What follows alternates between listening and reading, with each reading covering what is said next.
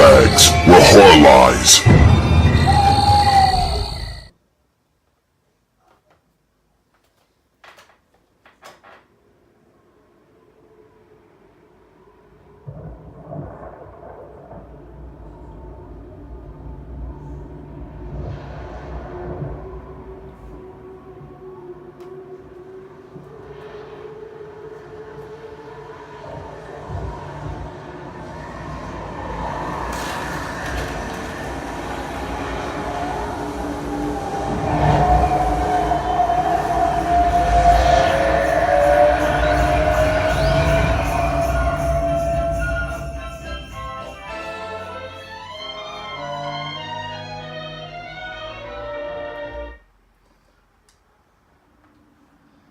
Hey guys, Rob from Georgia here with you, and of course it is themed week here at BodyBags, and I have the distinct pleasure of coming to you Wednesday for the movie of the week, and it is probably the only one out of the whole week that is really mainstream horror. And it's of course Krampus, and let me just start off by introducing the film. 2015, Michael Dougherty, of course, is the director, and of course we know him, the horror hounds know him mostly from Trick or Treat, which is right next to Creepshow, maybe one of the best anthology horrors ever made, hands down. And then of course Krampus, and of course now he's polishing off, or it's done, Godzilla, King of Monsters, and then thankfully he'll begin work on Trick or Treat 2. And but tonight we'll look at Krampus for a few minutes. Krampus stars Adam Scott, Toni Collette, of course we know her from Hereditary, David Koechner, I know him mostly from The Office, and Emjay Anthony is Max. And there's, the whole cast is great. Of course, this is, as you saw, this is a Universal picture. And just,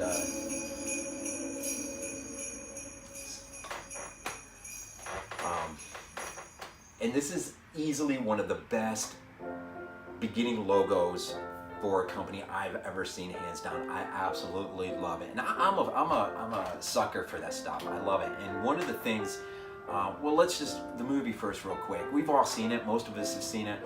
Of course, Max is really the straw on the camel's back in terms of when he loses faith in Christmas. It's done. It's over. And this family who lives in a suburb, really nice, up-to-do family, surrounded by a lot of people apparently who have just lost the meaning of Christmas.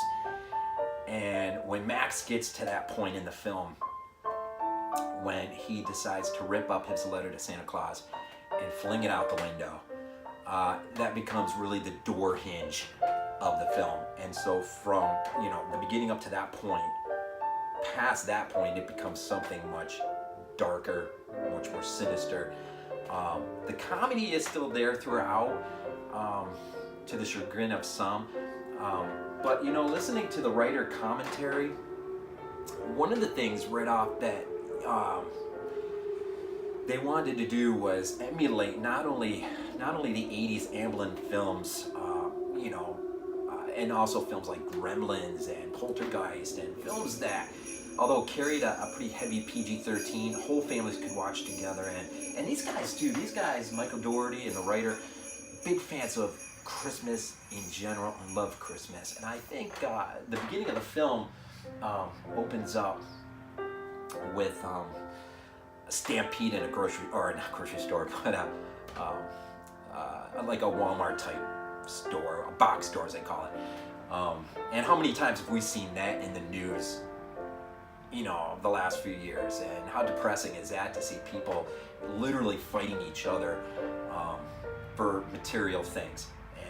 And so I think these guys just got to the point where, we need a Christmas Carol. We need a new one. We need something something that maybe is going to jolt people a little bit into remembering what Christmas is all about. Because you know what? If you throw away the spirit of something as good as Christmas, you're going to get something in replace of it, and it's not probably going to be that good. And that really is the driving force or the moral of this parable. I mean, it is an earthly story, but with kind of a heavenly message, and that is just don't lose hope over and over, and maintain and hold on to what makes Christmas so great. And I know it gets old sometimes. Life interjects, and just seeing Christmas decorations 3 months in advance, and seeing how people go about this holiday and these things, it gets old after a while. But these guys have crafted, I think, a movie that is just, at least by the mainstream, is really misunderstood. This is a movie that is supposed to jolt us back into a good place, not not be something negative or bad about Christmas. This is supposed to be in the tradition of It's a Wonderful Life, A Christmas Carol, any movie like that. And so you have, once this letter to Santa is ripped up and flung off, Krampus and just this fairy tale, I guess, sort of lands down on this community, this section of a community, and just begins to tear it up. And there's something Lovecraftian in that too. Some force from beyond that we can't quite understand pushes itself through into our world and to upset it. And but even the beginning, the contrast between the store stampede and is beginning to look like Christmas, Bing Crosby. And in fact, Bing Crosby's name will come up again in the film. And in fact, I don't want to miss this. Too often I think about something, I want to say something about a movie review, or in a movie review, and I forget. Tucked in this film, there is this incredible scene, and I'm telling you, it reminds me of the scene out of Jaws, when Brody and Hooper go off to look for the shark in the middle of the night. There's this great scene where their boat is kind of the light is beaming into the darkness, and and it's just the music. It's just kind of an eerie sort of, and you catch it on the boat, and eventually they see something on the radar that's out there, and it's another boat, of course, that's been ravaged by the shark. Anyways, when Tom and I'm trying to think of when Tom and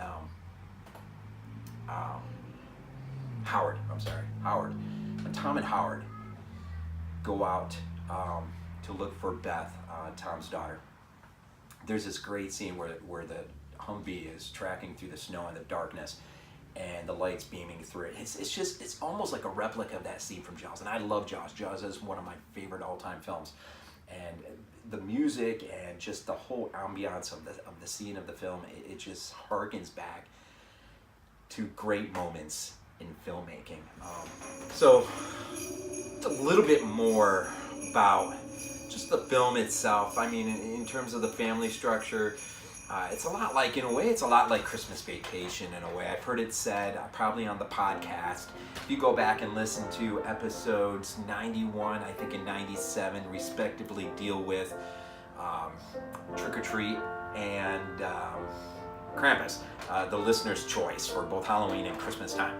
And so I think it was Muser that maybe they all agreed that this was like a combination of demonic toys and Christmas Vacation. And so as far as the dysfunctional family side, Christmas Vacation is really, that's really strongly felt.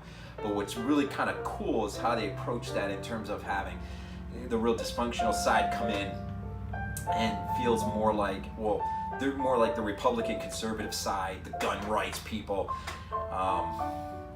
And the other side, of course, is your more normalized, well, left, more progressively liberal. But throughout, both sides have their issues. And so it's interesting to see how they approach that in terms of, dude, seriously, we need to just get rid of political labels and just start just treating each other the way we ought to treat each other. Man, the special effects are great. Wet is involved. Most of it is practical. hands-on, new technology for old school stuff. It's if you look at some of the extras, we got alternate ending, deleted extended scenes, gag reel, Krampus comes alive, some of the behind the scenes, the Weta workshop, galleries, of course your commentaries. But the Weta stuff is awesome. And one of the stuff they don't talk about at all, because I don't think they really, maybe they had it from a digital side, the gingerbread men, which maybe got on the pod, got the most amount of hate, was that aspect of the gingerbread cookie people, whatever. I don't know. I think the digital side of things conflicted too much with the practical side of things, and they should have just left as much digital stuff out as they could have, with the exception of maybe the outside environment, the snow and whatnot.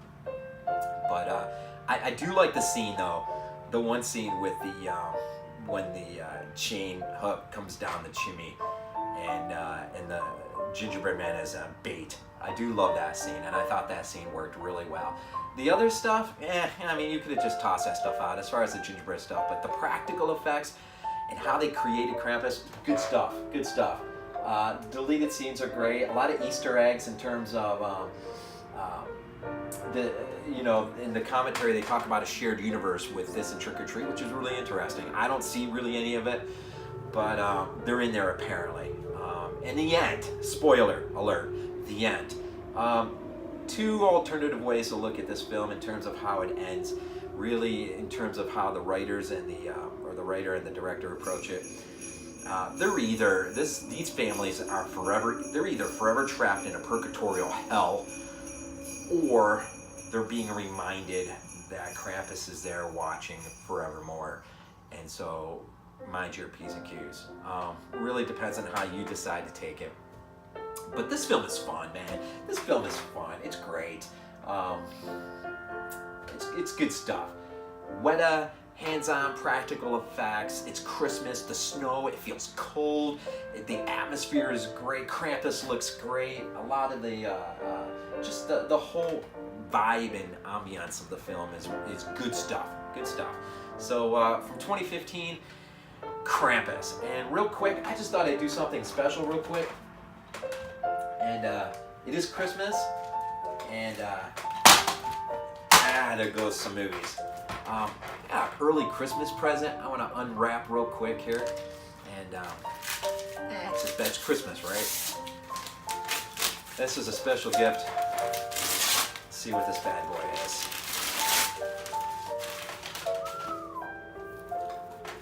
Check that out. Hopefully y'all can see it. I really wanted this, boy. This is beautiful. This is beautiful. This is really, look at this. This is beautiful.